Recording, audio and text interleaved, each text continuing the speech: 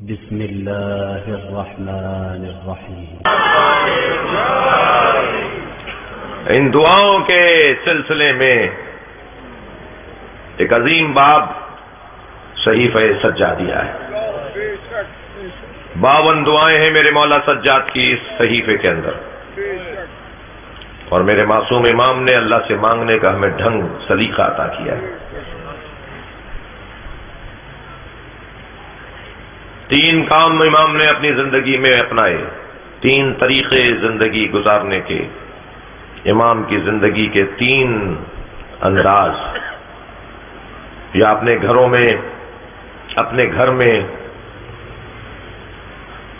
غلاموں اور کنیزوں کی صورت میں لوگوں کو خرید کر انہیں قرآن کی تفسیر پڑھا اور سکھا کر، نبی کی حدیثوں کا حافظ بنا کر، بہانے پر آزاد کر کے ایک مکمل مبلغ زمانہ کر دیتے تھے۔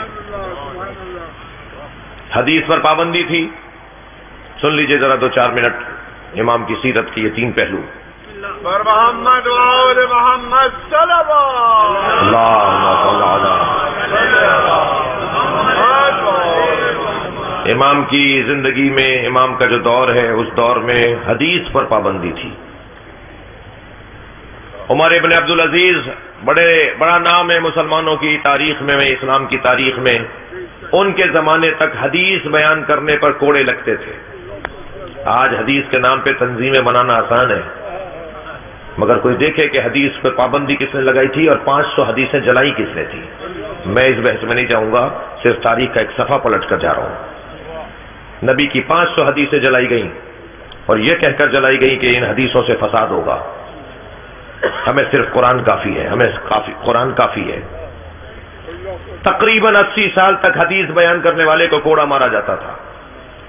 امام نسائی چھوٹا نام نہیں ہے، ہم بھی ان کا احترام کرتے ہیں اس لیے کہ ایک عالم دین تھے، اور ہمارے بھائیوں کے ہاں تو وہ 6 بڑے اماموں میں سے ایک امام ہے جی۔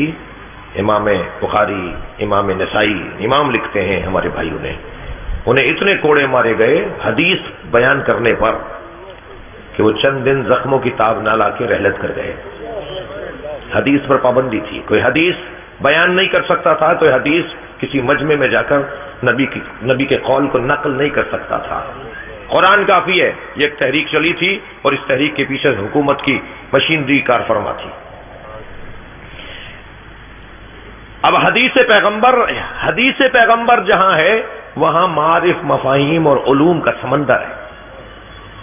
سمندر کو روکا جا رہا ہے۔ معارف، مفاہیم اور علم کا سمندر ہے جس کے اوپر بند باندھا گیا ہے کہ اگر کوئی حدیث بیان کرے گا تو اس کی یہ سزا ہے۔ امام اسے نہیں کہتے جو حالات سے متاثر ہو جائے، امام اسے کہتے ہیں جو حالات کو متاثر کرے۔ میں ممبر کی زبان کا جملہ کہہ رہا ہوں، میں اور آپ جسے امام مانتے ہیں وہ زمانے کو موڑ کر نہیں دیکھتا ہے، موڑ کر دیکھتا ہے۔ صلوات پڑھے ذرا محمد و آل محمد۔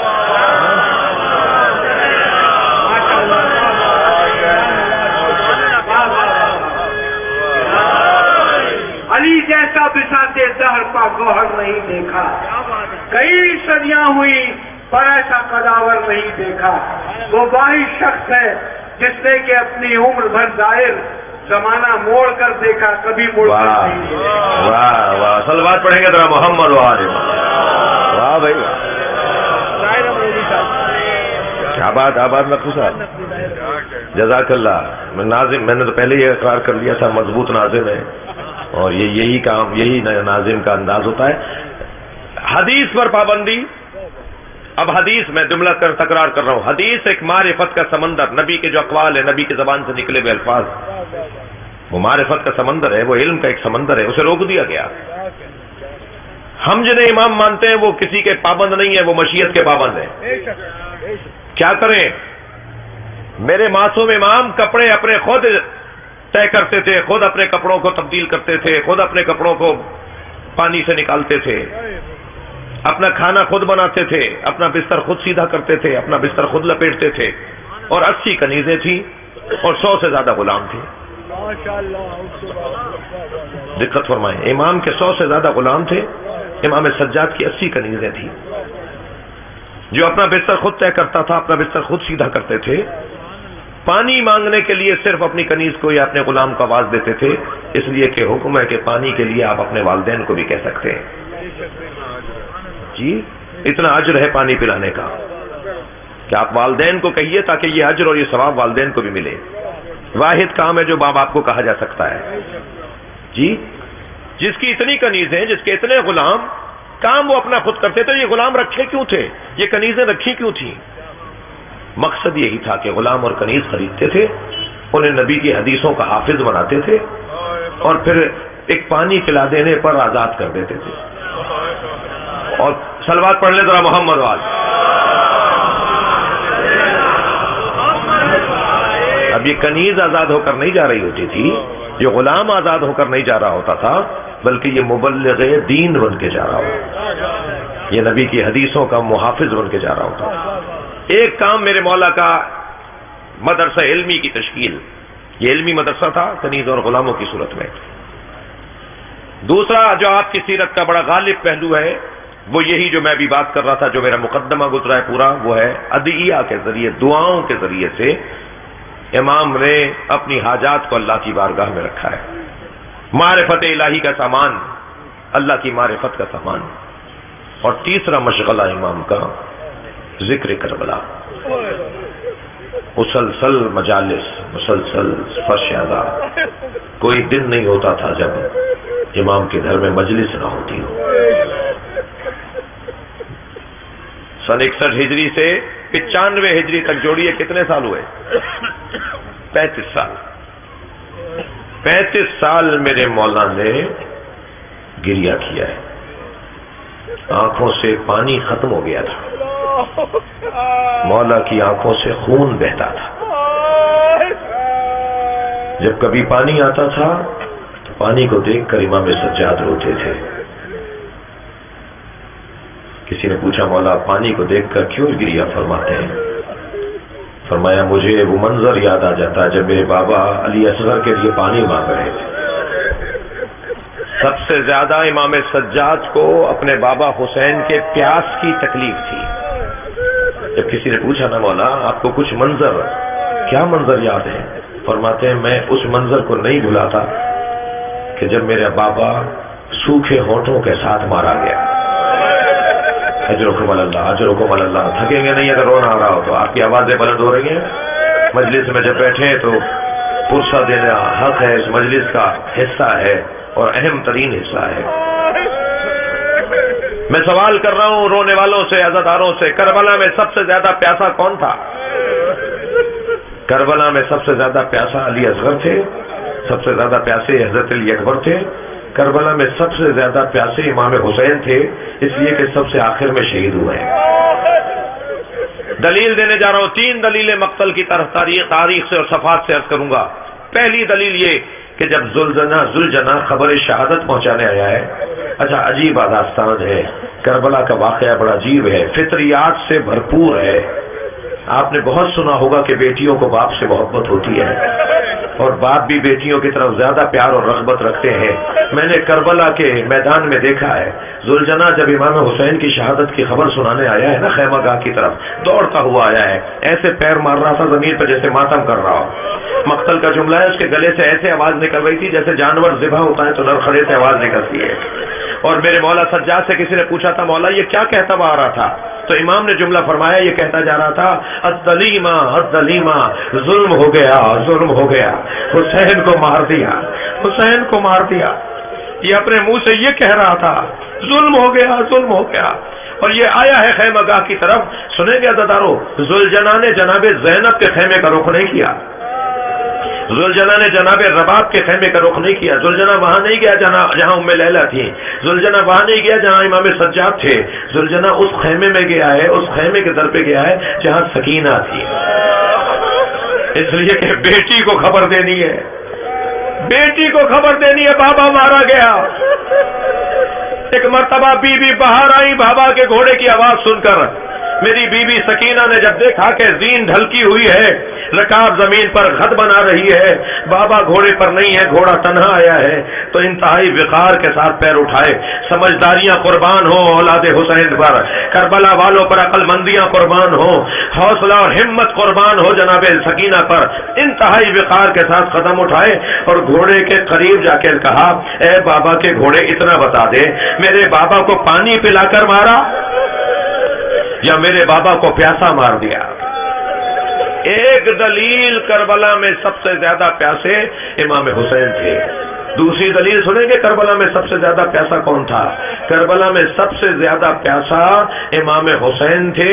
उसकी दलील यह है कि इमाम सज्जाद ने अंगुश्त शहादत से कब्र पर यह नहीं लिखा हादा कब्रुल हुसैन अल्लज़ी क़तलू मज़लूमा, ये उसकी कब्र है जिसे मजलूम मारा, ये उसकी कब्र है जिसे गरीब मारा, ये उसकी कब्र है जिसे घेर के मारा, ये उसकी कब्र है जिसे भूखा मारा।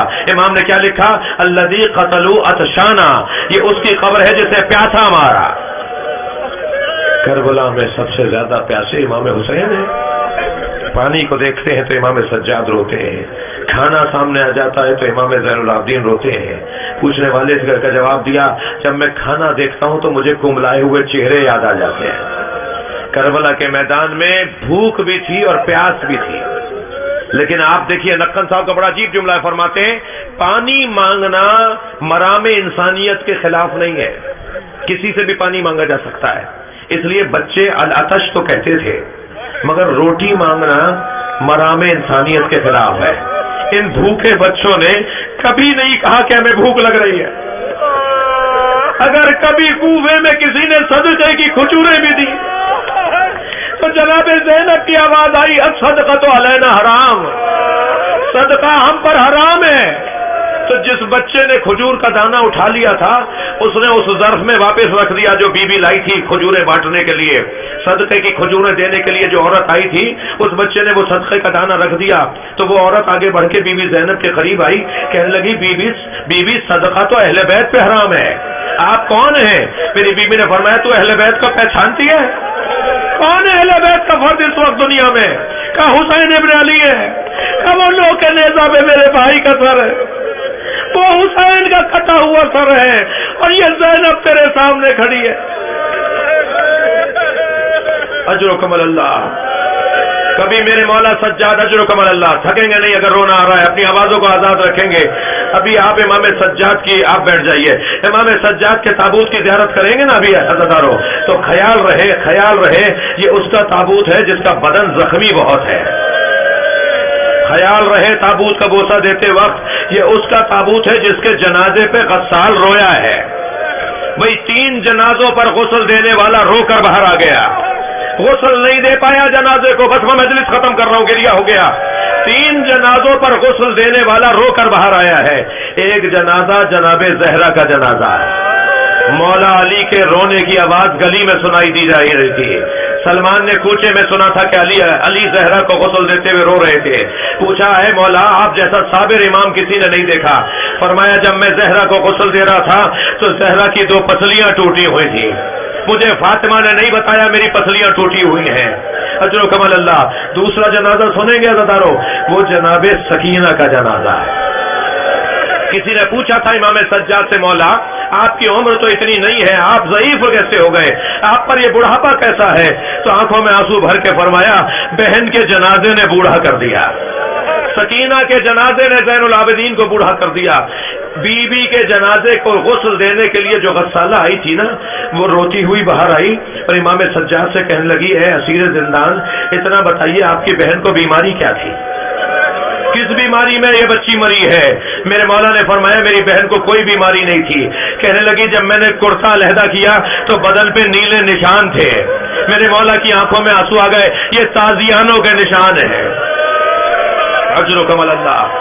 एक और जनाजा सुन लीजिए, میرے مولا امام محمد باقر کو بلایا اپنے قریب، کہا محمد باقر بتاؤ، زہر دے دیا ہے حشام نے، میرے مولا کے بدن میں زہر کا اثر بڑھ چکا ہے، شہادت قریب ہے، 25 محرم 95 ہجری۔ میرے مولا نے امام باقر کو بلا کر کہا محمد باقر بتاؤ کربلا میں کتنے سال کے تھے؟ امام باقر نے فرمایا بابا میں 3 سال کا تھا۔ کہا باقر بتاؤ کربلا میں تم نے کیا دیکھا؟ اب امام محمد باقر مصائب سنا رہے ہیں، امام سجاد گریہ کر رہے ہیں۔ فرمایا بابا میں نے دیکھا دادا حسین علی اکبر کا لاشا لائے ہیں، میں نے دیکھا دادا حسین قاسم کا لاشا لائے ہیں، میں نے دیکھا دادا حسین علی اصغر کا لاشا لائے ہیں۔ ایک ایک شہید کا بیان امام باقر نے بیان کیا اور امام سجاد نے گریہ کیا۔ سنیں گے کس جملے پر مولا کی روح پرواز کر گئی؟ امام باقر نے فرمایا بابا بابا میں نے دیکھا دادی زینب کے سر سے چادر اتر رہی ہے۔ میرے مولا نے رونا شروع کیا، اتنی دیر روتے رہے کہ آواز آئے انا للہ وَإِنَّا إِلَيْهِ رَاجِعُونَ۔ زین العابدین مولا شہید ہو گئے، ماتم حسین۔ اگر آپ ہمارے لیٹسٹ ویڈیوز کے بارے میں جاننا چاہتے ہیں تو ہمارے چینل کو سبسکرائب کریں اور بیل آئیکن کو پریس کریں۔ شکریہ۔